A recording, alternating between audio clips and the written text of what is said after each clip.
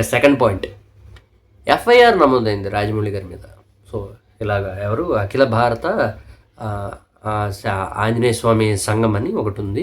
ఆ వాళ్ళు ఏంట్రా అంటే, సో ఇలాగా కా అది ఏంట్రా అంటే ఆరోపణలు చేశారు. ఇలాగా ఆంజనేయ స్వామి మీద ఇలా లేనిపోని మాటలు అన్నారు.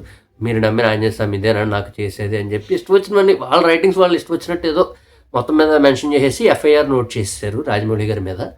సో నేను చెప్పేది ఒకటే, నేను చెప్దాం అనుకుంటున్నాను ఒకటి. ఇప్పుడు రాజమౌళి గారు అంత ఎఫర్ట్ పెట్టారబ్బా.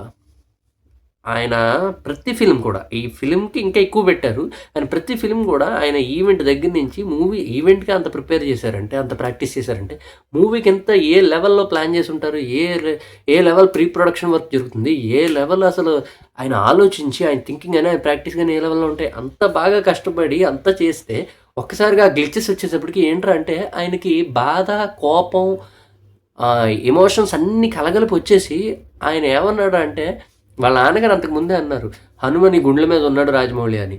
ఆయన అలా అనగానే ఇది ఇలా ప్లే చేసినట్టు అయ్యేటప్పటికి నాన్నగారు ఏంటండి మీ హనుమయ్య చేసేది ఇదేనా అన్నాడు. సో అని ఆయన ఏంటంటే అక్కడ ఆయన దూషించలేదు ఆంజనేయ స్వామిని.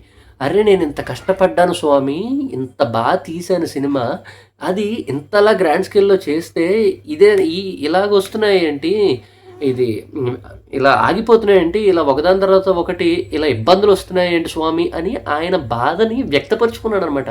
ఒక విధంగా చెప్పాలంటే అలిగాడు ఆయన. ఏంటి స్వామి ఇది, ఏంటి ఆంజనేయ స్వామి ఇదే నువ్వు చేసేది అని. అరే మనం అనుకోమా, లిటరల్ చెప్తాను, మనం అనుకోమా, ఇప్పుడు మనం అనుకున్న పని ఏదో ఒకటి ఉందయ్యా, అది జరగదు.